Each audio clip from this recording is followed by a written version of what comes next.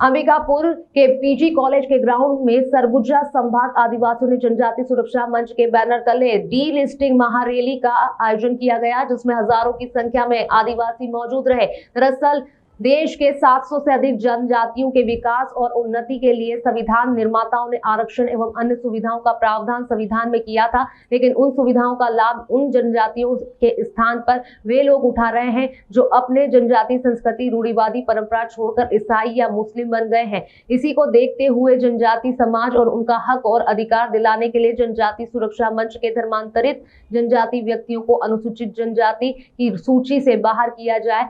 संसदीय समिति की रिपोर्ट 10 जुलाई 1967 की सिफारिश को लागू कर अनुच्छेद 345 में संशोधन करके अनुसूचित जनजाति का आरक्षण समाप्त किया जाए के आशय से संपूर्ण देश में जनजागरण करते हुए प्रत्येक जिला में जिला सम्मेलन एवं महारैली का आयोजन किया गया, जिसमें सभी जनजाति सगा समाज के बंधु भगिनी को बड़ी संख्या में एकजुट होकर अपने हक अधिकार की लड़ाई को आने वाले समय में पुरजोर से उठाने की बात कही गई।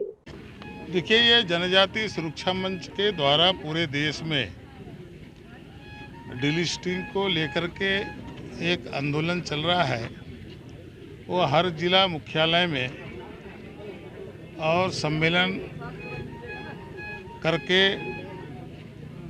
जो धर्मांतरित लोग हैं वो आरक्षण के हकदार नहीं हैं।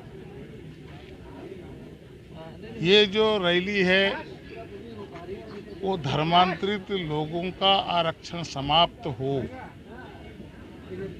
इसलिए कि उन्होंने धर्मांतरित होने के बाद अपनी परंपरा को छोड़ दिया, रीति रिवाज को छोड़ दिया, वो अलग रास्ते पर चल पड़े तो उनको आरक्षण लेने का अधिकार नहीं है।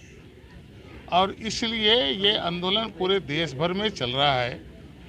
आज भाई बहन और इस आंदोलन में इसलिए शामिल हुए हैं कि ये जो आरक्षण धर्मांतरित ईसाई मिशनरियों को जो गलत ढंग से मिल रहा है, उनके द्वारा जो बात बताई गई है कि वास्तव में जनजाति सुरक्षा मंच के माध्यम से पूरे देश में जो हमारे हिंदू समाज भी हैं और अनुसूचित जनजाति लोग हैं, ऐसे लोग जो धर्मांतरित ईसाई बन गए हैं या मुसलमान बन गए हैं, ऐसे लोग हमारे जो मूल यहाँ पर जनजातियाँ हैं उनका आरक्षण का लाभ ले रहे हैं। इसलिए हमारा जनजाति सुरक्षा मंच के माध्यम से ये महारैली पूरे देश में हो रहा है। और हमारी मांग है जो जनजातियाँ ईसाई बन गया है या मुसलमान बन गया, उनके आरक्षण समाप्त हो, वो वहीं रह करके अपना अल्पसंख्यक का लाभ ले, या जो धर्मांतरित हो चुके हैं वो लोग। लेकिन जो शेष हमारे जो वर्ग है, अनुसूचित जाति जनजाति के लोग हैं, यहाँ हमारा माहौल है, उनकी संख्या को कम करके ईसाई मिशनरी उसका लाभ ले रही है। और धर्मांतरित होकर के मैं तो देख रहा हूँ कि सिर्फ वो राजनीतिक लाभ लेने के लिए और अपने वो एक ही वर्ग को, जो ईसाई मिशनरी से जो पढ़ाई लिखाई करे, एक ही चपरासी से लेकर अधिकारी कर्मचारी सारे वर्गों में उनका काबिज है, जिससे हमारे मूल आदिवासी लोग वंचित हो जा रहे हैं। जनजाति लोग जो चाहे पंडो जाति का हो, चरवा जाति का हो, उरांव जाति के जो हमारे गांव में रहने वाले पहाड़ी कोरवा हैं, कंवर हैं, गोंड हैं, चरवा खिरवा, जितने भी मूल आदिवासियां हैं, उनका टोटल एक ही वर्ग ईसाई मिशनरी आरक्षण का लाभ ले रही है। और विदेशी ताकत भी उनके साथ वो विदेशी पैसे का भी उपयोग कर रहे हैं।